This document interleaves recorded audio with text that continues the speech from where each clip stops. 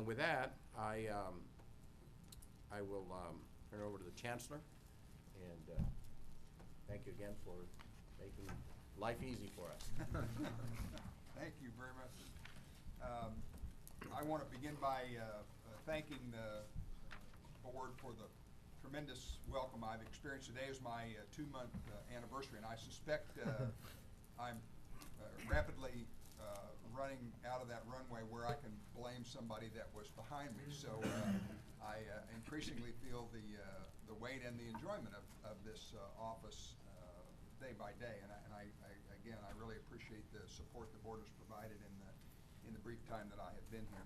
I also have a great deal of appreciation for the staff, and I want to especially thank them for embracing a new style for the agenda, which there's nothing worse than having a new guy come to town right before the holidays and tell you we're going to change the way we do things. But they didn't miss a beat, especially in Jerry, who was responsible for making sure all this stuff got signed and accordingly and done appropriately. And I genuinely appreciate her work, and all the vice chancellors who stepped up to try to do a couple things. First of all, provide a cover sheet on each of those agenda items that really puts right there on the front exactly what it is the topic is and you're being asked to do or consider.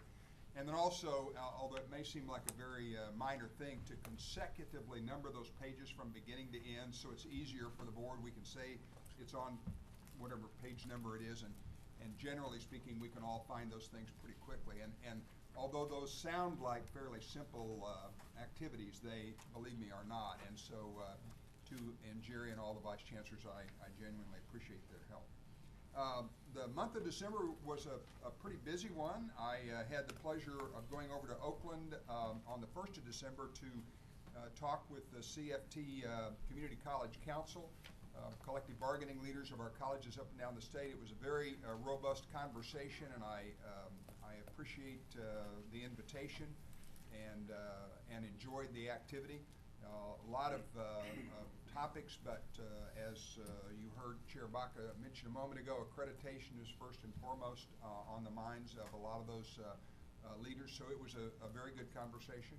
I also had the pleasure on the 5th of December of going down to the foundation board meeting in Los Angeles and see Keitha and her board at work. It goes without saying that group of folks who is solely dedicated to doing things to support our community college system and specifically the Chancellor's office. It was really wonderful to have a chance to interact with those folks, and we have of course a couple of the Board of Governor members who are also on that foundation board, so there's a wonderful relationship between the two boards, and they are a very high-powered and highly productive group of people. It was a pleasure to have that conversation. And then I'd underscore what Chair Baca said about the Veterans Summit. I attended on the 6th of December. Again, my congratulations to the League, to the Foundation, to FAC, and to the Chancellor's Office for putting on a really first-rate program. It is remarkable the work that's being done up and down the state in support of our veterans and our active military service members. And I too hope that we're able to continue to enhance those services in days to come. I want to congratulate the board.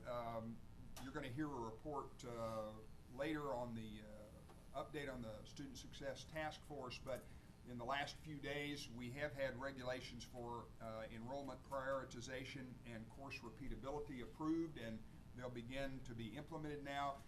I think that's a very tangible example of the work that's been done first by the task force and then by this board and by the field and the staff who are working very hard to see that the really important part of the recommendations of the task force, which is actually getting those things through to approval and implementation, is being done. And I think you're going to be excited about the report that you're going to get a little bit later today.